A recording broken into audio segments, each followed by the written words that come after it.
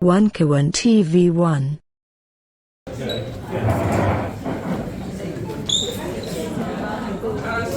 Mas, awas dong mas. Thailand.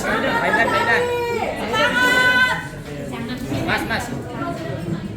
Ya gitu. Anaknya masih kecil-kecil Pak.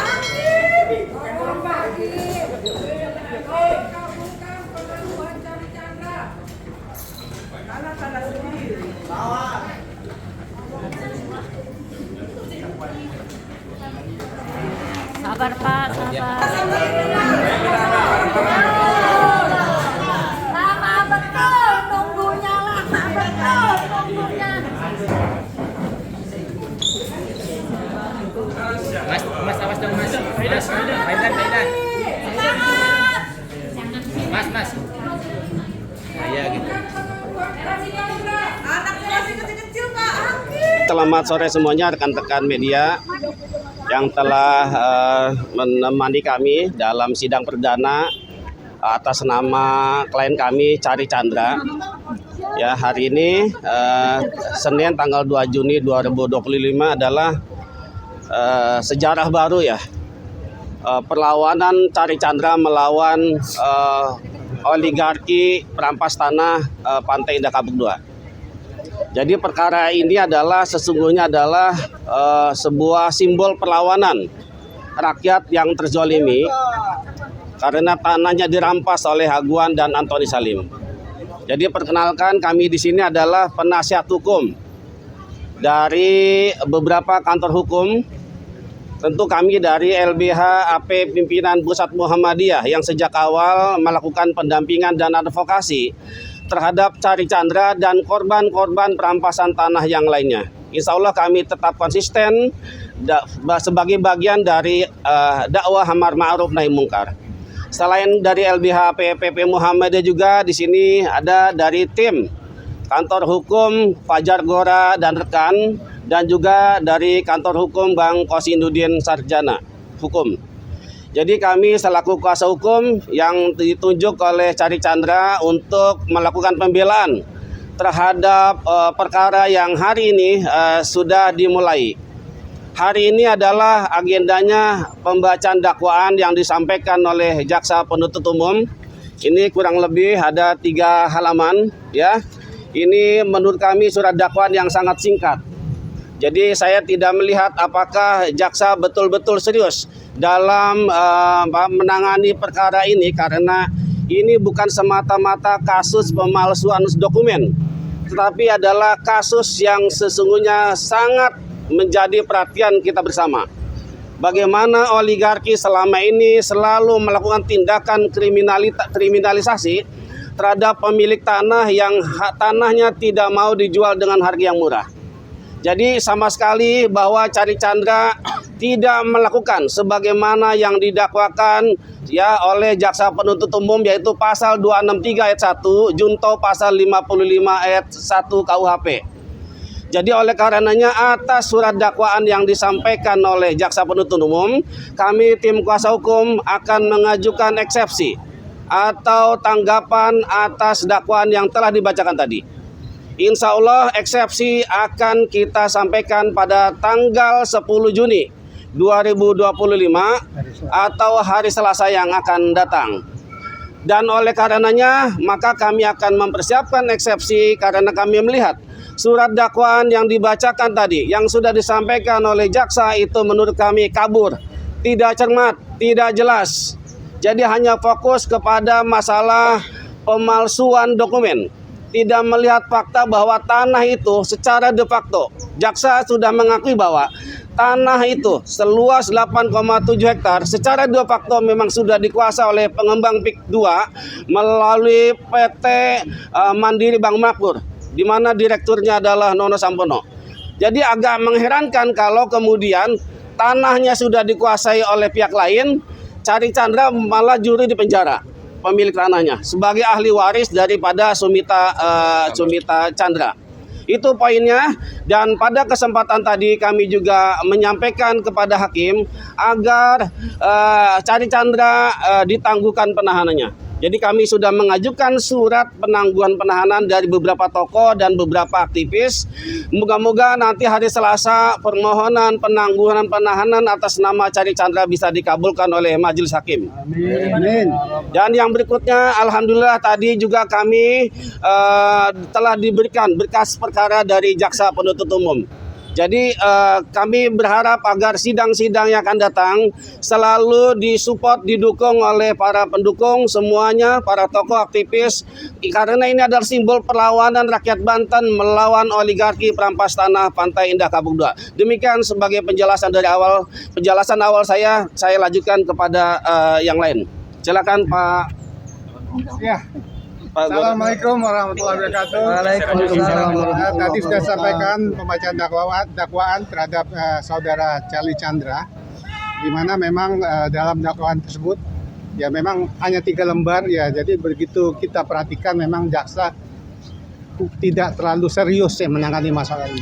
Karena memang dalam dakwaan tersebut ada pasal 265 dan pasal 55 itu disebutkan pemalsuan dokumen. Dalam arti lahan yang pemiliknya adalah Charlie Chandra itu memang sampai saat ini lahan tersebut sudah dikuasai oleh pengembang.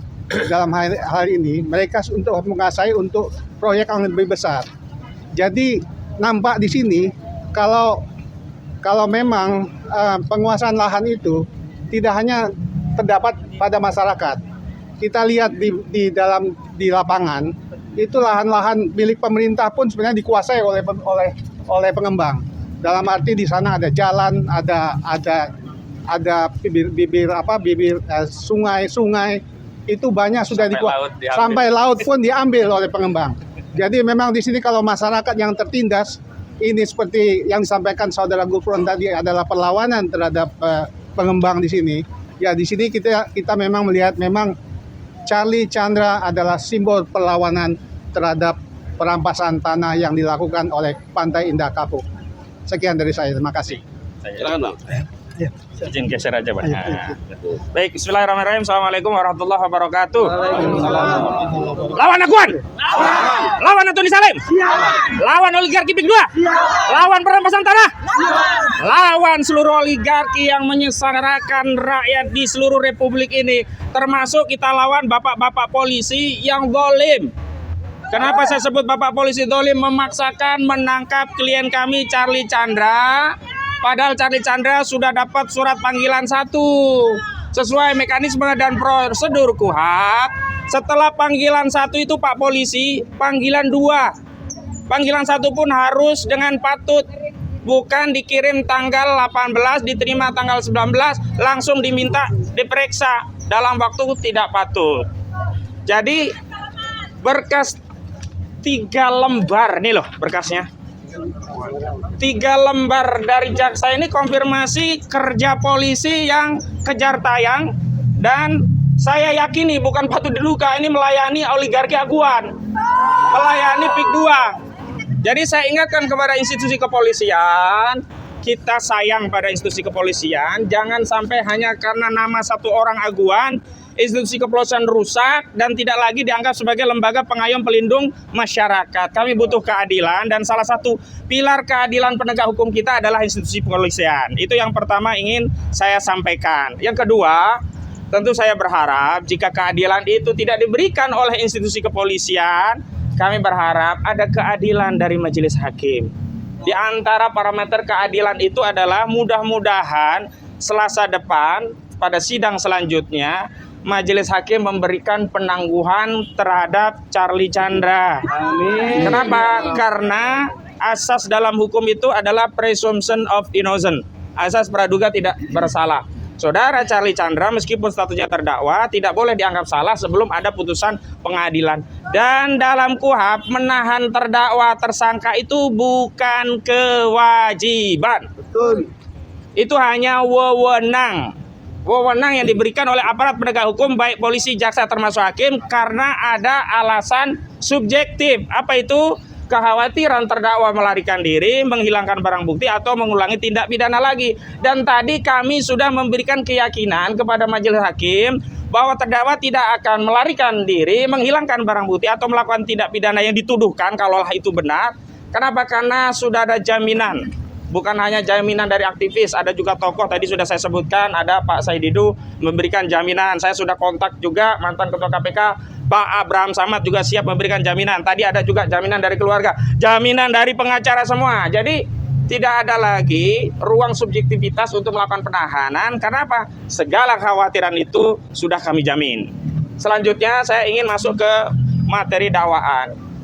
Ini lucu ini dakwaan ini. Inilah bentuk dari polisi melayani oligarki aguan. Lawang tanahnya di sini dakwaan dikatakan punya, ya klaimnya ya, The Pit Nio. Lah kok yang melaporkan Bangun Mandiri Makmur.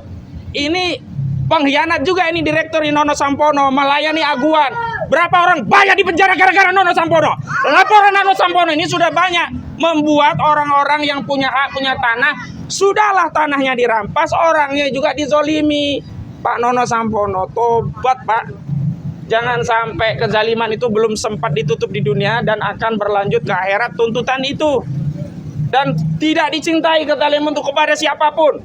Jadi sekali lagi, Charlie Chandra ini adalah konfirmasi bahwa perjuangan aktivis yang melawan oligarki Perpik 2 bukan perjuangan rasis, bukan anti Cina, anti Tionghoa. Bahkan Charlie Chandra yang rasis, yang keturunan Cina saja, Tionghoa, juga jadi korban dalam kasus PIK 2 ini.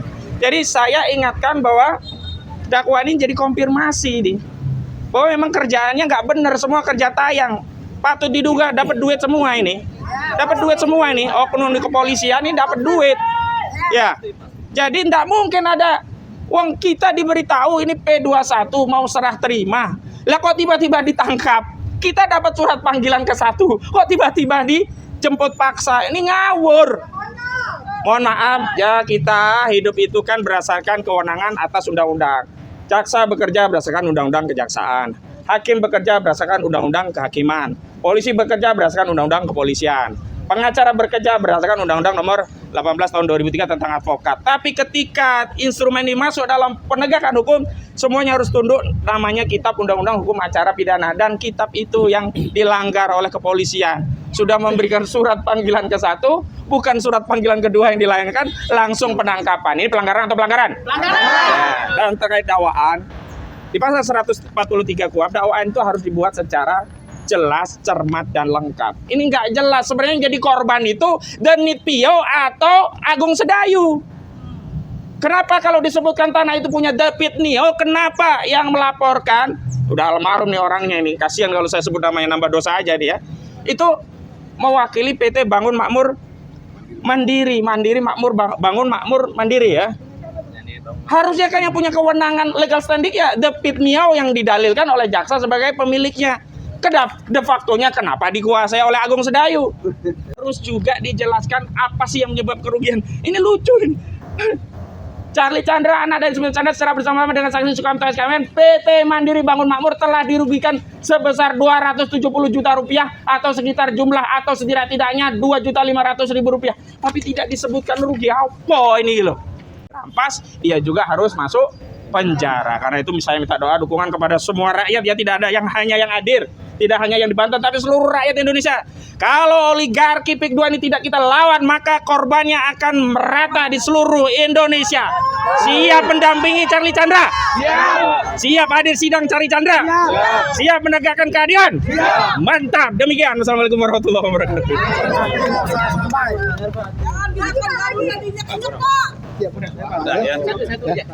Tadi di dakwaan itu disebutkan bahwa ketika Pak Charlie mau balik nama, tanah itu sudah dikuasai oleh PT Mandiri Bangun Makmur berdasarkan kuasa dari ahli waris David Nio.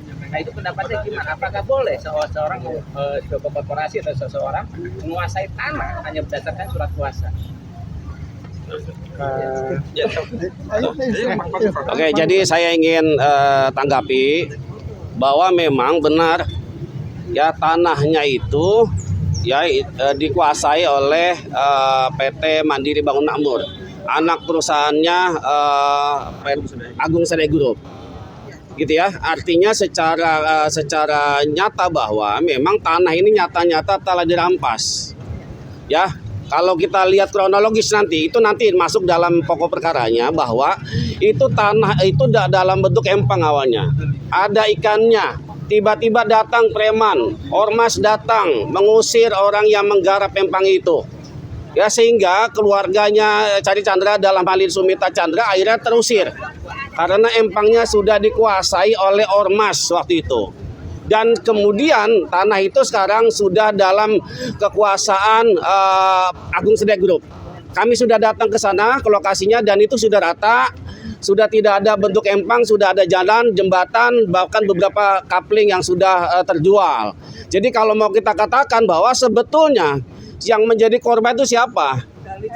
Cali Chandra dong. Ya, karena dia pemilih yang sah. Chandra sekarang yang sedang berlangsung ini. Kira-kira menurut pendapat Bapak, siapa yang pantas sebenarnya untuk diadili?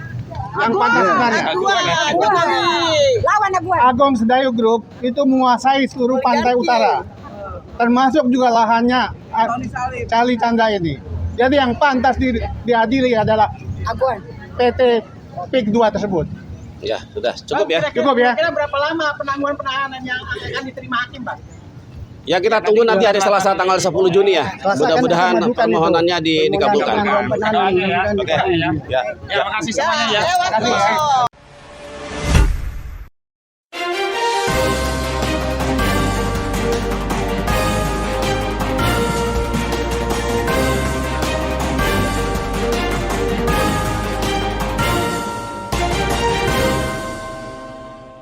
One Kawan TV 1.